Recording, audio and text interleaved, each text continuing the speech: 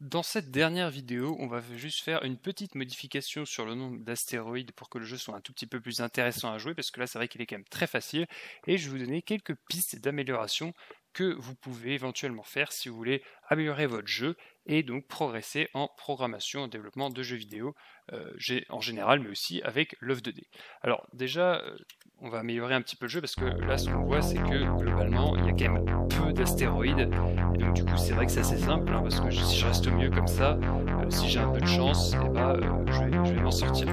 Donc du coup je vais faire deux choses et c'est là qu'on voit que le fait d'avoir fait un code correctement avec des variables etc c'est quand même super utile. La vitesse de mon vaisseau elle me va, je trouve qu'elle est bien, c'est ni rapide ni trop lent, c'est pas mal. Par contre, ce que je peux faire pour augmenter la difficulté, c'est deux choses.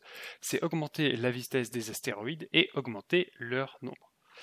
Donc pour ça, on a ici, par exemple, on avait le timer. Alors ici, le timer, on avait mis 3. Alors c'est vrai que 3, c'est pas fou de mettre un chiffre comme ça en dur. On pourrait faire une variable, donc on mettrait par exemple local timer spawn astéroïdes. Alors le nom est assez long, mais là on peut mettre 3. Et ensuite, du coup, cette variable, on peut l'utiliser ici à la place du 3, ce qui fait que là, actuellement, ça n'a rien changé. Hein, bien évidemment, je vais juste avoir, comme avant, mes astéroïdes toutes les 3 secondes, 3 secondes plus tard un deuxième, etc.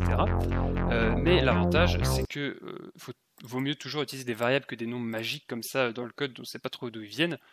À part ici, hein, par exemple, là c'est 1-1, c'est normal, il n'y a pas besoin de faire une variable pour ça, puisque c'est juste qu'on va de la maximum jusqu'à 1.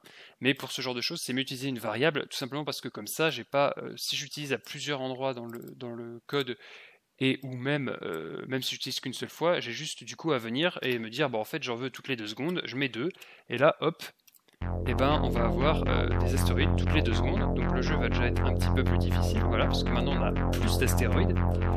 Et également, le fait de passer par une variable, ça peut nous permettre d'augmenter la difficulté au fur et à mesure du jeu, ce qui peut être intéressant.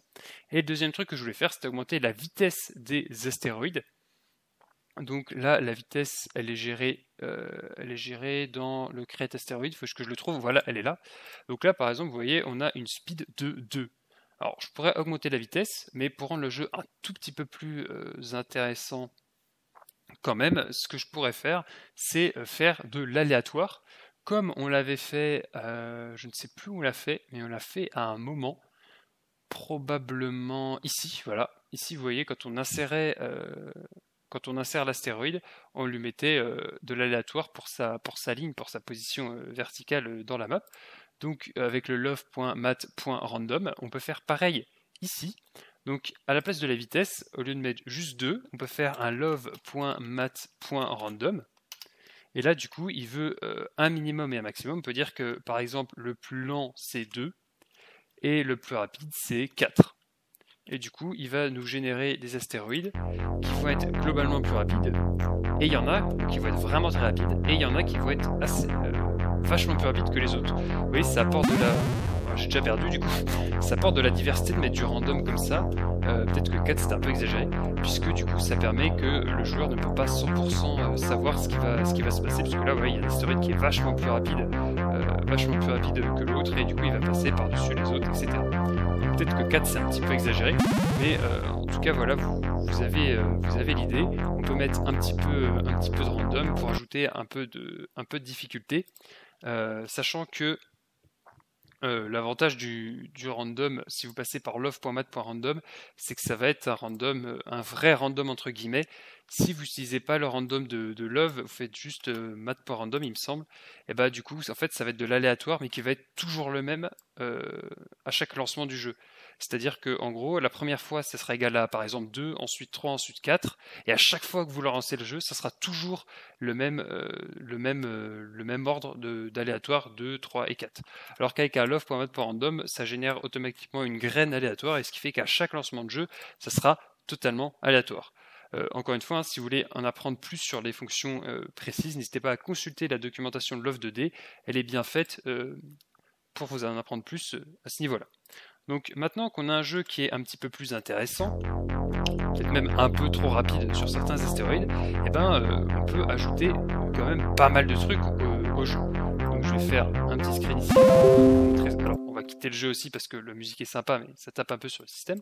Donc, il y a déjà deux choses que vous pouvez faire avec tout ce qu'on a vu. Vous êtes clairement capable de faire tout ce que je vais vous dire de faire, puisqu'on a vu toutes les bases de la création de jeux vidéo, avec le joueur, déplacement du joueur, les sons, les collisions, les stéroïdes, etc. Et du coup, je vous encourage quand même à essayer de rajouter au moins quelques-unes des améliorations que je vais vous donner, même si c'est les plus simples, même si vous n'en ajoutez pas beaucoup. Si vous êtes débutant, bien sûr, ça vous permettra de vraiment faire par vous-même et donc d'appliquer concrètement tout ce que vous avez appris dans cette série de tutoriels. Donc la première chose que vous pouvez faire, je vous l'ai déjà dit, quand j'ai passé le timer spawn astéroïde en variable, c'est du coup de gérer qu'on peut avoir en fait un timer d'astéroïdes de plus en plus court. C'est-à-dire que par exemple au début du jeu, pendant la première minute, peut-être que vous pourrez avoir un timer qui est à 4, c'est-à-dire que vous avez qu'un astéroïde toutes les 4 secondes, et une fois que ça fait une minute, vous pouvez passer à 3 par exemple, puis à 2, puis à 1. Et on peut par exemple imaginer qu'on le bloque à 1 parce qu'après ça fait beaucoup trop d'astéroïdes et ça devient injouable.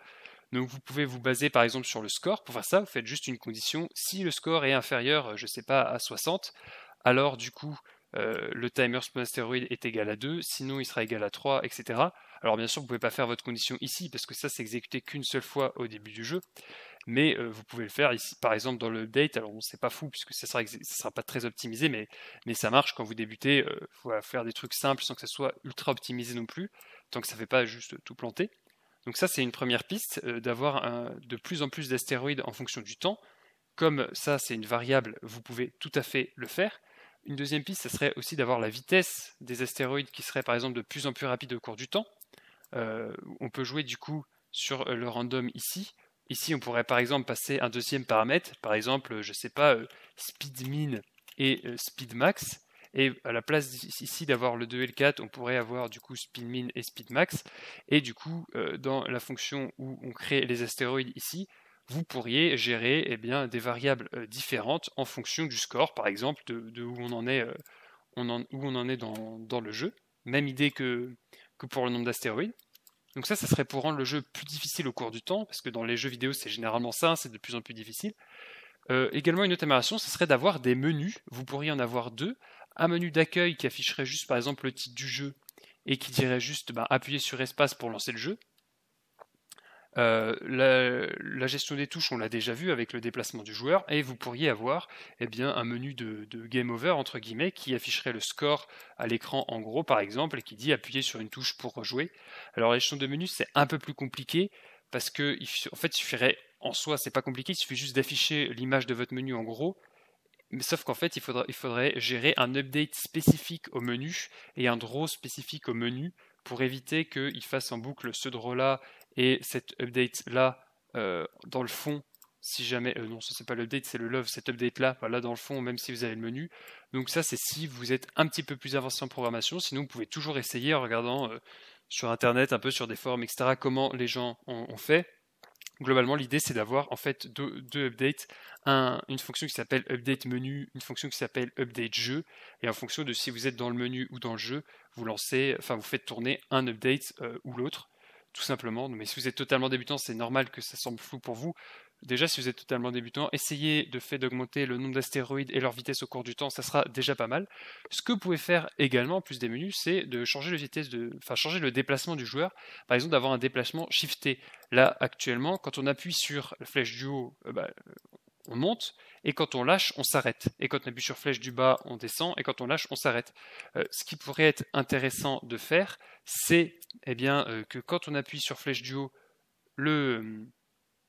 le vaisseau se met à monter, mais qui s'arrête jamais de monter jusqu'à ce qu'on a fait sur flèche du bas. Comme ça obligera le joueur à tout le temps naviguer entre flèche du haut et flèche du bas, et qu'il ne puisse pas en fait laisser son vaisseau immobile comme ça au milieu de l'écran. Et également encore, si vous êtes encore plus avancé, ce que vous pourriez faire, c'est ajouter un tir au joueur, c'est-à-dire que quand on appuie sur espace, le joueur se met à tirer tout simplement vers les astéroïdes et qu'ils puissent pourquoi pas les détruire. Enfin voilà, c'est quand même assez avancé, mais voilà, c'est plein d'idées, plein de choses que vous pouvez faire. C'est juste des pistes, hein. N'hésitez pas à faire ce que vous avez en tête pour améliorer votre jeu. En tout cas, si vous êtes vraiment débutant, je vous invite à essayer quand même d'améliorer par vous-même votre jeu pour vraiment appliquer ce que vous avez appris. Et si ça vous a été utile, je vous invite à vous abonner pour voir les prochains tutos et à liker la vidéo et toute la série de vidéos globalement. Si elle vous a plu, je vous souhaite de bien vous amuser en jouant à votre jeu et encore plus en le créant.